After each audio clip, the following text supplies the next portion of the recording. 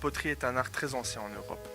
D'après la Société d'histoire Le Vieux Châtelet, on peut affirmer que des potiers œuvraient déjà à Châtelet à l'époque romaine. Pour mieux connaître ce savoir-faire traditionnel qui est devenu une affaire familiale, nous sommes venus à la poterie Biron, à Châtelet. C'est ici que nous allons rencontrer Monsieur Biron. En quelle année la maison Biron a-t-elle été fondée? Alors la poterie Biron a été fondée en 1935 par mon arrière-grand-père. Quand avez-vous appris la poterie et par qui? Alors j'étais tout petit, c'est à l'âge de 3-4 ans, j'étais dans la poterie en train de jouer.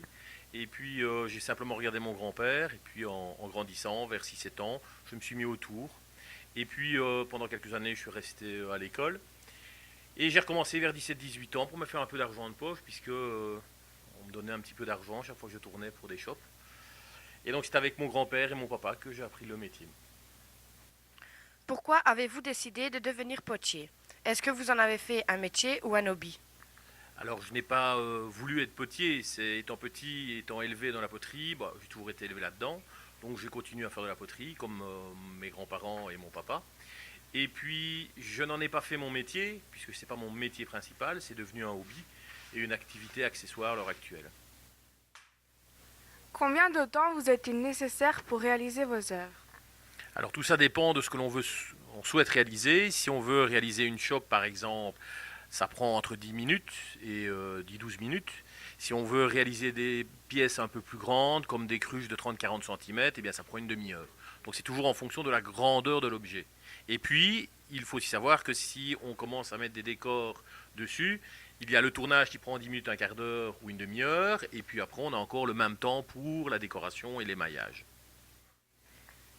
Quelle sorte de poterie proposez-vous? Alors nous proposons de la poterie utilitaire, donc tout ce qui est cruche, plat, plateau à frites, plat à salade. Et puis on a aussi toute une collection de lampes et puis aussi des pièces artistiques, où là ce sont des pièces que l'on crée comme ça pour que ce soit beau. Est-ce que les méthodes de fabrication ont évolué ou sont-elles restées traditionnelles?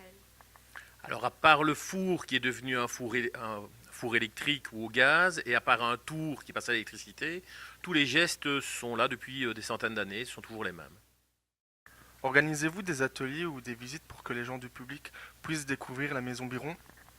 Alors nous avons des portes ouvertes où les gens viennent visiter la poterie. Des ateliers où nous accueillons des gens pour apprendre à tourner, on n'en fait pas, parce que l'atelier est trop petit, nous n'avons que 2 tours. Et donc on dirige plus les gens vers l'Académie des Beaux-Arts, soit de Châtelet, soit de Charleroi. Avez-vous une idée de qui pourra vous succéder pour assurer l'avenir de la maison Biron? Alors là, je n'en ai aucune idée, puisque j'ai un fils, mais bon, qui fait des études de langue, donc il ne se dirige pas vers la poterie. Donc pour le moment, ça reste un grand point d'interrogation. Pour conclure, pensez-vous que le travail et l'art des potiers est toujours à l'heure actuelle dans la société? Alors il y a toujours une part, puisque nous avons toujours des commandes, nous avons des organisations d'exposition, et donc on est toujours plébiscité par un certain public. Donc on a toujours une place dans la société actuelle. D'accord, merci.